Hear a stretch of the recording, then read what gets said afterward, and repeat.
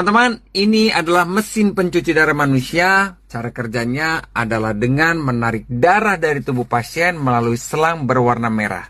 Darah akan ditarik oleh sebuah pompa yang menggabungkan darah dengan heparin agar tidak membeku. Darah kotor akan dialirkan ke sebuah tabung yang bernama dialiser. Dialiser inilah tempat darah disaring. Darah kotor akan bersatu dengan cairan dialiser, lalu dilakukan pembersihan. Zat limbahnya, zat kotorannya dibuang melalui selang belakang, dan darah bersihnya akan dikembalikan lagi ke dalam tubuh pasien.